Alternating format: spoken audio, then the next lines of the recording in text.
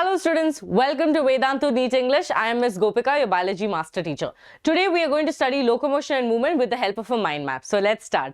So students, locomotion and movement starts first with the types of movement. So in our body also we see amoeboid, ciliated, flagellated movements. So where do these things happen? Amoeboid movements happens in your WBC or in your macrophages, and then we have ciliary movement which happens in your fallopian tube or your tracheal system.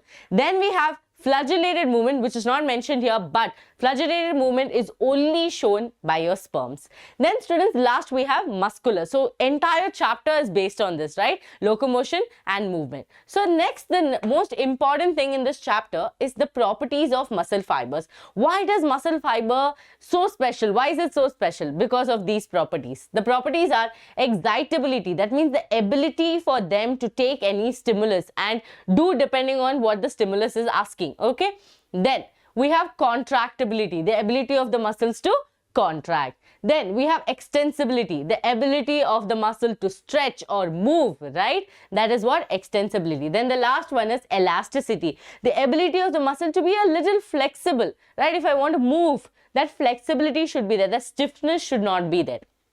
These are the four properties of your muscle fibers. Then students, you have types of muscle, and this type of muscle classification is only based on their location, right? So here we have three types: skeletal, visceral, cardiac. Some people might not be aware about visceral, but it means skeletal muscle, smooth muscle and cardiac muscle. The other name for visceral muscle is your smooth muscle, because smooth muscles are lined in the visceral organ. That's why we can otherwise call it visceral. Okay.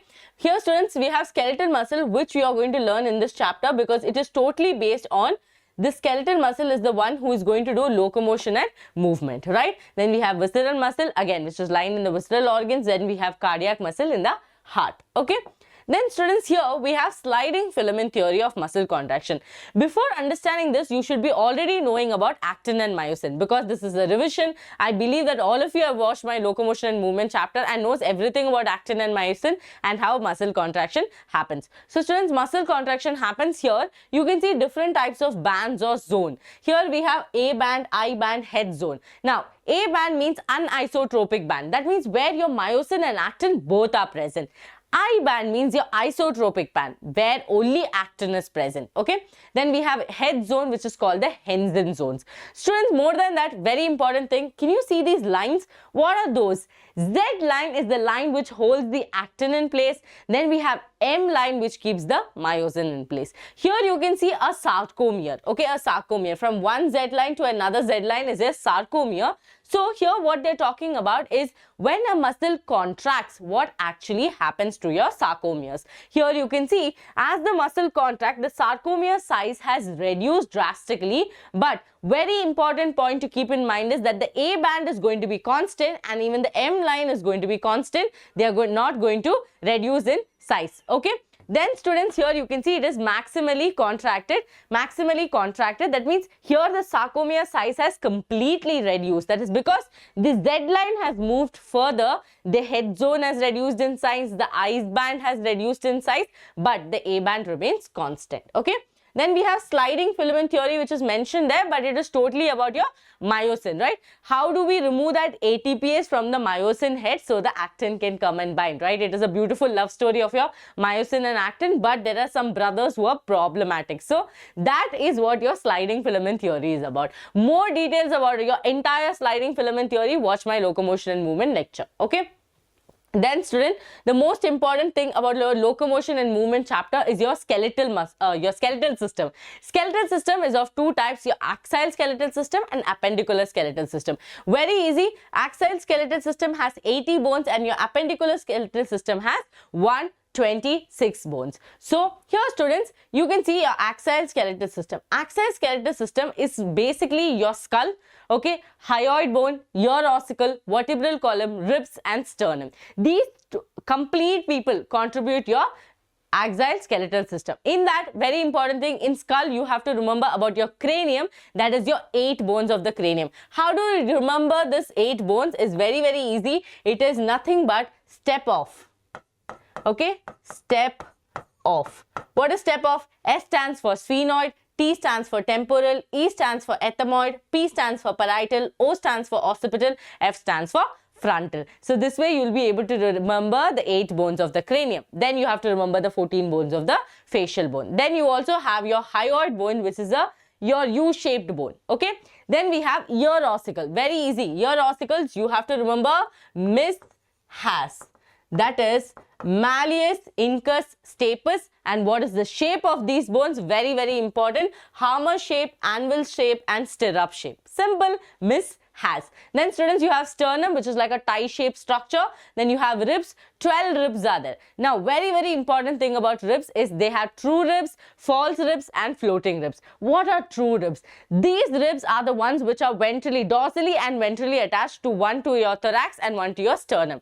But what are these false ribs? That is your 8th, 9th and the 10th ribs are attached to the thorax. Yes, correct. But they're not attached to the sternum directly. They're attached to the 7th cartilage. That means on the 7th bone there is cartilage, right? To that they are attaching 8th, 9th and the 10th bone. So that is why it is called as the false rib. Then you have floating ribs. That means they are attached to the thorax but front in the sternum they are not attached and they are floating. They look like floating. So they are called as floating ribs. True ribs, false ribs, floating ribs. True ribs 1 to 7, false rib 8, 9th and 10th and your floating ribs 11th and 12th. Okay, that's how 12.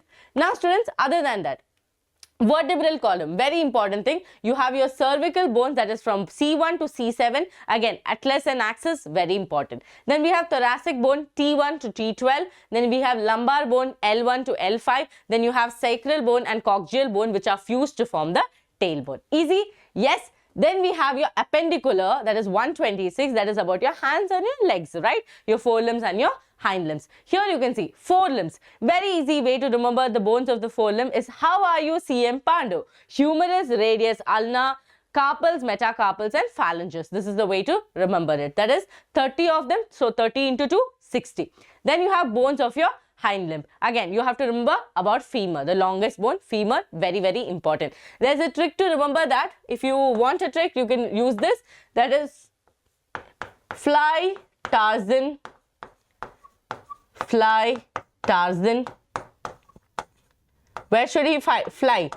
Tarzan, mountains and planets. Okay, this is how you can remember femur, tibia, fibula, tarsus, metatarsus and phalanges. This is how you can remember it. Okay, then students, when we go further, we have appendicular skeletal. How do we keep all these people in place? That means what? Your upper limbs, right? All these, the humerus, femur, how do we join? With the help of girdles. That is your pectoral and pelvic girdle. So here you can see girdles. You have your pectoral girdle. Very important. You have to remember about your scapula and the clavicle, your shoulder bone, right?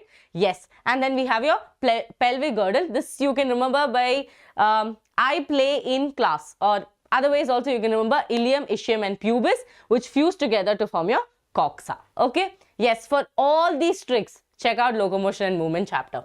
Now students, other than that, what do we have? Look here. We have some kinds of joints. Joints, we have some of the fibrous or the immovable joint that is present in your skull, the sutures. They're not movable. You move like this. Sutures will not move, right? Your fibrous joint. Then we have cartilaginous, slightly movable ones, that is again your sternum and ribs. Then we have synovial. Synovial, very important. Ball and socket joint, hinge joint, pivot joint, gliding joint and saddle joint. All these are completely movable joints. Then what are the disorders of muscular and skeletal system?